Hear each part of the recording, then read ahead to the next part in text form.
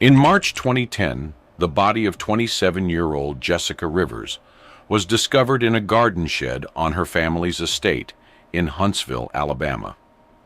What began as a family reunion ended in horror, unraveling a scandalous and twisted web of betrayal.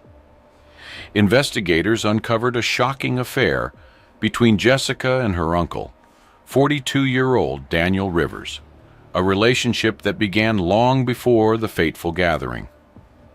In March 2009, at the Rivers family estate, a sprawling property known for its serene beauty, hidden tensions began to surface, setting in motion a series of events that would lead to tragedy and forever fracture the Rivers family. On March 6, 2010, the Rivers family estate, usually a haven for laughter and celebration, became the scene of a grim discovery that would unravel years of hidden betrayal. The day had started with joy. Family members gathered for a reunion, a tradition held every spring.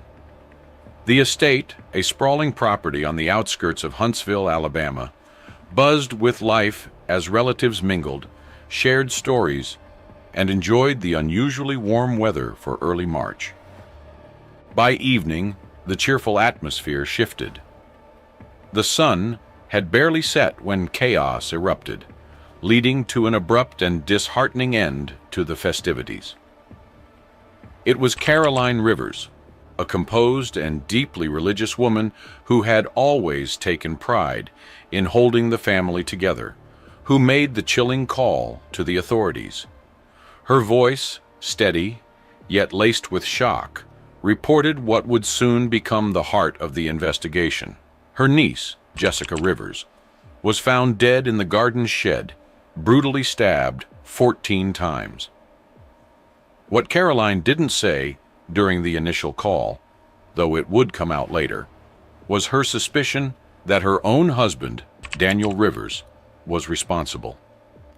The garden shed was a space Jessica often used as her private art studio. The young woman, just 27 years old, was admired for her creativity and kind spirit.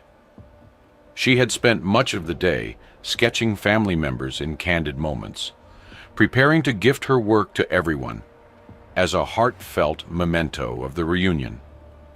Jessica had a vibrant energy about her, a light that made people gravitate toward her.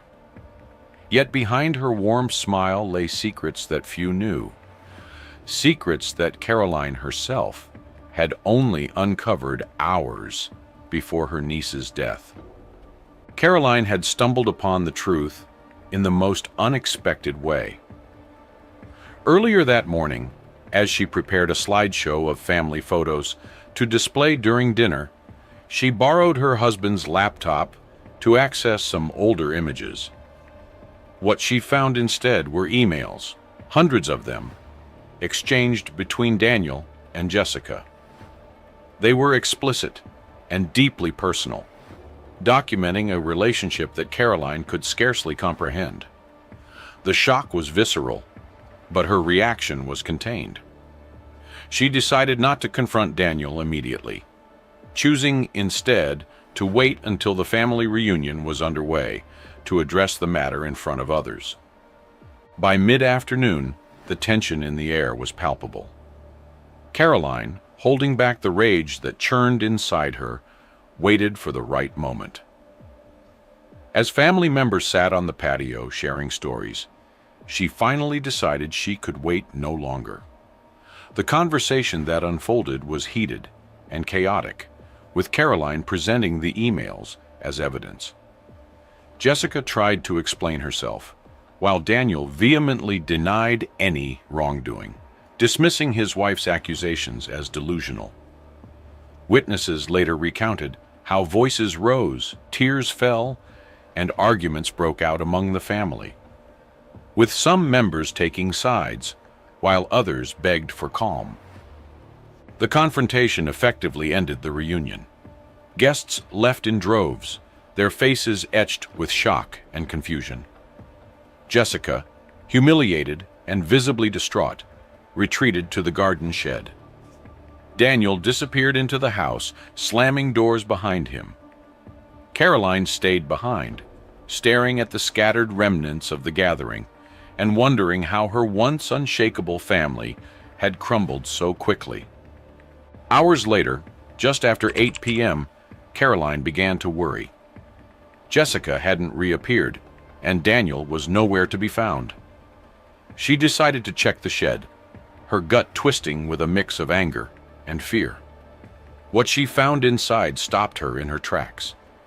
Jessica lay motionless on the cold floor, her once vivid sketches now scattered around her, stained with blood. The scene was brutal. Caroline's screams pierced the night, summoning a few remaining family members who had lingered nearby. Someone called 911 as Caroline collapsed to her knees, unable to process the horror before her. When officers arrived at the scene, Caroline recounted the day's events in fragments, her voice faltering as she described the confrontation, her discovery of the emails, and her belief that Daniel was involved. Meanwhile, Jessica's body was carefully examined. The wounds suggested a frenzied attack, one carried out with rage rather than premeditation.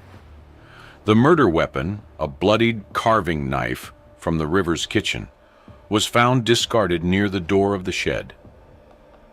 As the investigation began, Daniel's absence became increasingly suspicious. His car was gone, and he hadn't answered calls or messages from anyone in the family since the argument.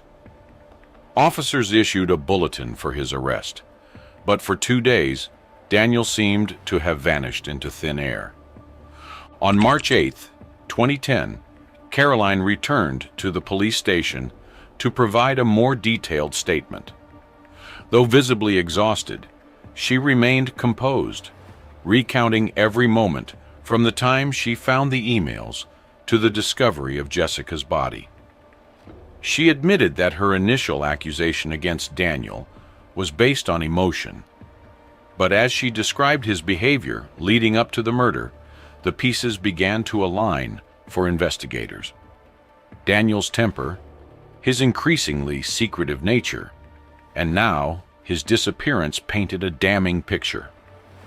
Caroline spoke not only of the betrayal she felt as a wife, but also of the deep sadness she carried for Jessica, a young woman she had watched grow up.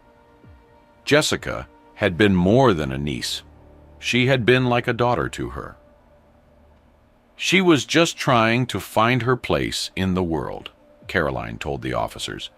Her voice cracked as she added that the family would never recover from what had happened, regardless of who was to blame.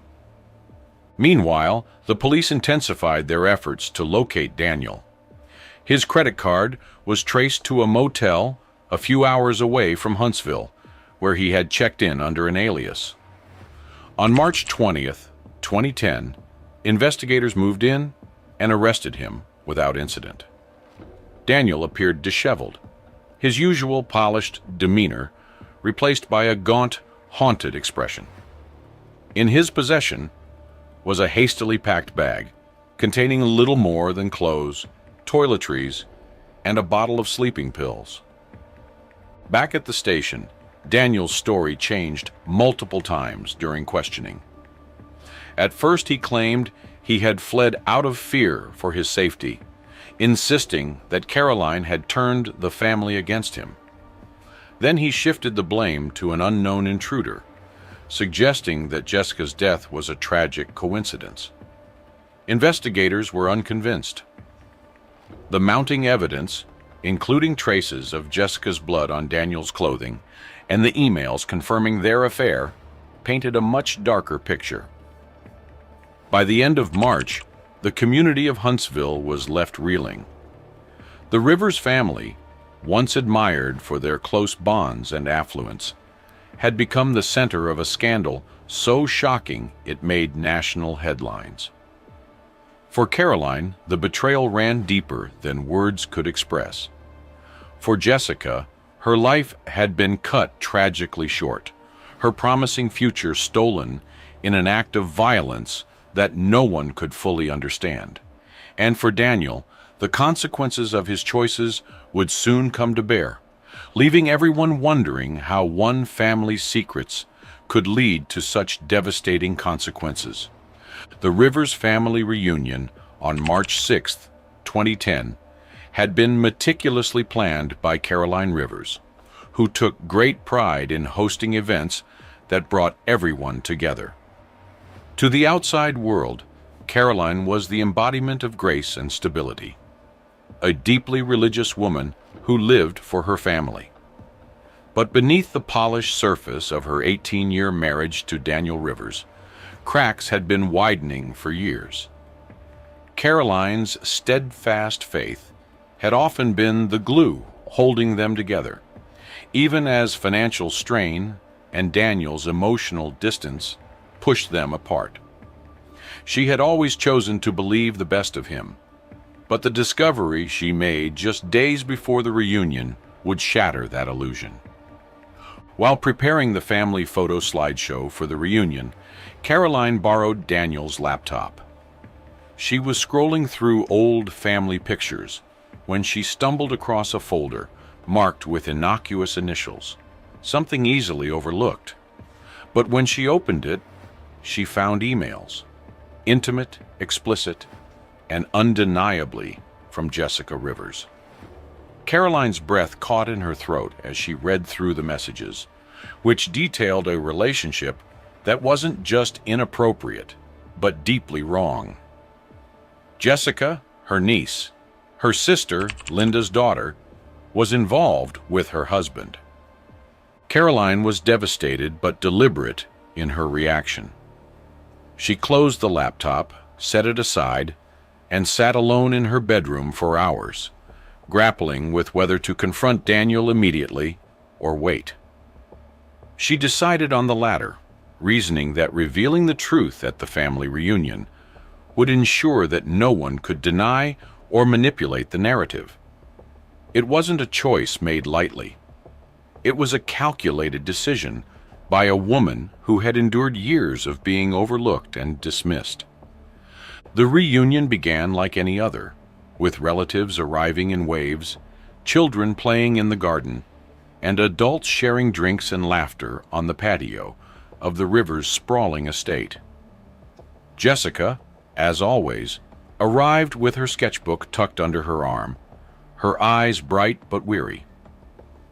At 27, Jessica had carved out a niche for herself as an artist, though her work often reflected the inner turmoil she rarely spoke about. Her childhood had been difficult, shaped by a fractured family and feelings of abandonment. Caroline had always felt protective of Jessica, often acting as a surrogate mother when Linda seemed too wrapped up in her own troubles to notice her daughter's pain. Jessica's relationship with Daniel had begun innocently, or so it seemed at first. He had encouraged her artistic pursuits, offering her guidance and even funding her supplies. To the family, Daniel's support appeared generous, even fatherly. But for Jessica, who had long sought validation, his attention became something she couldn't resist. What began as admiration turned into dependency, and eventually, something darker. Jessica confided in her mother about her feelings months earlier, but Linda dismissed her concerns, chalking them up to confusion or misinterpreted signals. Isolated and ashamed, Jessica became trapped in a relationship that blurred every boundary. By mid-afternoon on that fateful March 6th, Caroline's resolve hardened. She watched as Daniel charmed the guests, playing the role of the perfect host. Jessica, meanwhile, floated through the crowd, smiling politely but keeping her distance from Caroline, perhaps sensing an undercurrent of tension. During dinner, as everyone gathered for a toast, Caroline made her move. What was supposed to be a speech celebrating family unity quickly veered into an accusation that left the room silent. Caroline announced that she had evidence of an affair, naming both Daniel and Jessica. Her voice was steady, though the pain behind it was unmistakable. The reaction was immediate and explosive. Relatives erupted into whispers and shouts, their disbelief and outrage filling the room. Jessica tried to explain herself, her voice cracking as she struggled to defend actions she knew were indefensible. Daniel, true to his nature, denied everything and accused Caroline of misinterpreting the emails, painting her as paranoid and overly controlling. The confrontation divided the family. Some relatives stood in stunned silence, unwilling to take sides, while others voiced their support for either Caroline or Daniel. Jessica's mother, Linda, was perhaps the most conflicted of all. She turned on her daughter, chastising her in front of everyone, but her anger seemed rooted more in shame than genuine betrayal. The argument quickly spiraled out of control, and within an hour, most of the guests had left, too uncomfortable or upset to stay. Jessica, humiliated and emotionally raw, stormed out of the house. Witnesses later recounted seeing her clutching her sketchbook tightly as she headed toward the garden shed, a place where she often went to find solace. The shed was her sanctuary, a small but cozy space filled with her unfinished paintings, brushes, and canvases. It was where she felt most at peace, but that day it would become a place of horror. As darkness fell, the house grew eerily quiet. Daniel disappeared shortly after the confrontation, slamming the front door as he left.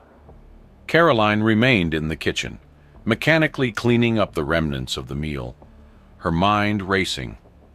Hours passed, and when neither Jessica nor Daniel returned, Caroline's worry turned to dread. Just after 8 p.m., she decided to check the shed. She had a sinking feeling that something was terribly wrong. The scene that greeted her was beyond anything she could have imagined. Jessica's lifeless body lay sprawled on the shed's floor, surrounded by the tools and paints she had once used to create beauty. Blood pooled beneath her, staining the wooden planks and the edges of her unfinished artwork. Caroline froze, her hands trembling as she reached for her phone to call 911. Her voice was steady, but hollow as she described what she had found. It wasn't until she hung up that the weight of what had happened truly hit her, and she collapsed to her knees, sobbing uncontrollably. When paramedics and police arrived, they were struck by the brutality of the scene. Jessica had been stabbed 14 times, the ferocity of the attack leaving no doubt that it was a crime of passion. A bloodied carving knife lay discarded near the door, a chilling reminder of how quickly the confrontation had turned deadly. Caroline pointed the finger at Daniel, recounting the argument and his subsequent disappearance. She described his temper, his manipulative tendencies, and his growing detachment from the family over the years. Her words painted a picture of a man capable of unthinkable violence, though she admitted she had never believed he would go this far. Witnesses later told investigators that they had seen Daniel follow Jessica to the shed shortly after the argument. His car was missing from the driveway, and his phone went straight to voicemail when police tried to contact him. By the end of the night, a warrant had been issued for his arrest. The Rivers family, once seen as a symbol of affluence and unity, had become the center of a scandal that would haunt them forever. And for Caroline, the woman who had always prided herself on holding the family together, it was the ultimate betrayal, one that left her questioning everything she thought she knew. The investigation into Jessica Rivers' murder began on March 6, 2010. immediately after her body was discovered in the garden shed of the Rivers family estate. That night, detectives arrived to find a shaken Caroline Rivers, who recounted the day's events with a chilling clarity that hinted at a family unraveling under long-hidden secrets. Forensics at the scene quickly uncovered a pair of Daniel Rivers' cufflinks discarded in the kitchen trash, smeared with blood. This evidence raised immediate suspicion about Daniel's involvement. By March 7th, detectives pieced together a rough timeline, with witnesses recalling Daniel following Jessica to the shed shortly after a heated argument during the reunion. While no one saw what happened, investigators believed the confrontation spiraled into violence. On March 8th, Caroline provided further testimony, describing Daniel's controlling behavior, their financial struggles, and his increasingly erratic moods. Combined with the discovery of Jessica's journal, the picture became clearer. Her entries revealed the affair had begun under the guise of mentorship, and eventually left her feeling trapped and fearful. She wrote of her intent to end the relationship, fearing it would end badly, a motive investigators believed had pushed Daniel to act. As evidence mounted, Daniel's disappearance further cemented him as the prime suspect. Nearly 2 weeks later, on March 20th, 2010, detectives tracked him to a motel 50 miles away, where he had checked in under an alias. Disheveled and nervous, Daniel was arrested and claimed innocence during questioning, alleging that Jessica's death was a tragic accident and blaming Caroline for framing him. His story shifted multiple times, failing to align with the evidence. A twist emerged when investigators discovered that Linda, Jessica's mother, had known about the affair for months but chose to remain silent. Further digging revealed financial disputes between Linda and Daniel, suggesting she may have avoided intervening out of fear or self-interest. Heated emails revealed tension between the two, raising questions about whether Linda's silence was complicity or motivated by resentment toward Daniel. By the end of March, while Daniel remained the main suspect, Linda's involvement cast a shadow over the investigation. Her failure to act and unresolved conflicts with Daniel added complexity to a case already fraught with betrayal. The Rivers family, once admired for their success, had become the center of a tragedy fueled by secrets, leaving investigators and the community grappling with the devastating consequences. The trial of Daniel Rivers began on October 4th, 2010, in a tense and crowded courtroom in Huntsville, Alabama. It had been 7 months since Jessica Rivers' murder, but the tragedy still gripped the community. Cameras flashed as Daniel was escorted into court, his face pale and expressionless. The case, full of scandal and betrayal, had captivated the public, revealing the dark secrets of a family once held in high regard. Inside, the atmosphere was heavy with grief and tension. On one side sat Jessica's family, including her mother, Linda, whose stoic expression hid the weight of her guilt and sorrow. Beside her was Caroline Rivers, who had filed for divorce from Daniel just weeks earlier. She appeared calm, but worn down by months of scrutiny. Across the room, Daniel sat with his legal team, outwardly composed, but visibly uneasy as the trial unfolded. The prosecution, led by District Attorney Michael Harper, portrayed Daniel as a man desperate to maintain control when Jessica decided to end their affair and expose him. They pointed to damning evidence, blood on Daniel's cufflinks, Jessica's journal entries hinting at her fear of him, and Daniel's erratic behavior after her death. Witnesses, including Jessica's best friend, Amanda Hayes, strengthened their case. Amanda revealed that Jessica had confided in her just days before her murder, saying she planned to reveal the affair to end Daniel's manipulation. Daniel's defense argued that the evidence was circumstantial and suggested Caroline could have orchestrated the crime out of revenge. They claimed her deeply religious nature and public confrontation of Daniel and Jessica at the reunion hinted at a motive. The defense also highlighted Caroline's quickness to accuse Daniel, framing it as an attempt to deflect suspicion. As the trial progressed, tensions deepened. Linda, under cross-examination, admitted she had known about the affair for months, but chose to stay silent. This revelation shocked the courtroom and fueled public outrage, with many blaming Linda for not protecting her daughter. Outside the courthouse, protests erupted, demanding justice for Jessica and condemning Linda's inaction. On November 18, 2010, after 6 weeks of testimony, the jury found Daniel Rivers guilty of second-degree murder, sentencing him to life in prison. Caroline wept quietly as the verdict was read, feeling a mix of relief and sadness. Linda, on the other hand, remained frozen in her seat, her silence now a permanent reminder of her guilt.